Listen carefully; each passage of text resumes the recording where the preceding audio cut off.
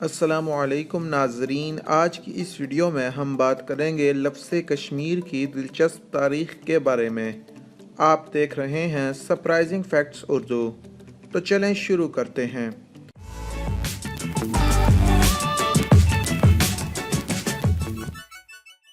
ایک روایت کے مطابق لفظ کشمیر کاش اور میر کا مرکب ہے۔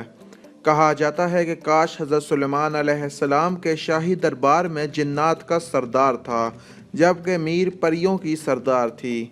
جب حضرت سلیمان علیہ السلام کا بیڑا اڑتا ہوا خطہ کشمیر سے گزرا تو سلیمان علیہ السلام نے پانی کی ایک وسیع ذخیرے میں موجود پہاڑ کی خشک چوٹی پر اس بیڑے کو اترنے کا حکم دیا۔ چنانچہ یہ بیڑا اترا تو آپ نے دیکھا کہ اس کے آس پاس حد نظر تک پانی ٹھہرا ہوا ہے۔ یہ خوبصورت منظر دیکھتے ہی وہ بہت خوش ہو گئے۔ انہوں نے مصاحبوں سے مشورہ کیا کہ اگر اس جھیل کا پانی خارج کر دیا جائے تو اس کی تہہ سے خوبصورت زرخیز وادی رونما ہوگی، جس میں انسانی آبادی ممکن ہوگی۔ چنانچہ سوال پیدا ہوا کہ اس جھیل سے پانی کیسے خارج کیا جائے۔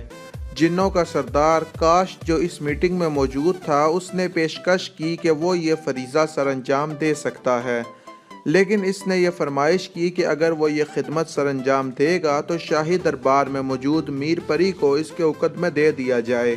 سلیمان علیہ السلام نے اس کی یہ فرمائش پوری کرنے کا وعدہ کیا اور اسے حکم دیا کہ وہ اس جھیل کو خالی کر دے۔ چنانچہ اس جن نے اپنے طلسماتی عمل سے 12 کا پہاڑ کاٹ دیا، جس سے جھیل کا پانی خارج ہو گیا۔ سلیمان علیہ السلام نے اپنا وعدہ پورا کرتے ہوئے میر پری کو اس کے عقد میں دے دیا۔ یوں کاش اور میر کی نسبت سے اس خطے کا نام کاشمیر رکھا گیا، جو زیادہ بولنے کی وجہ سے کشمیر بن گیا۔ سری نگر کے عقب میں کوہ ہرمکھ کی چوٹی پر تخت سلیمان علیہ السلام اس واقعے سے منسوب ہے۔ 14ویں صدی عیسوی میں سید علی ہمدانی کشمیر تشریف لائے تو انہوں نے شاید اسی تناصر سے کشمیر کو باغ سلیمان کا نام دیا۔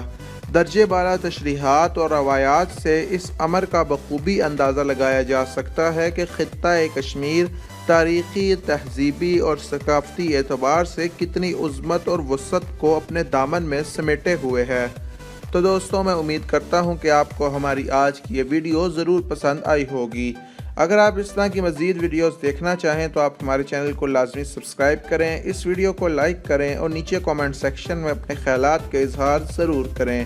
Thanks for watching.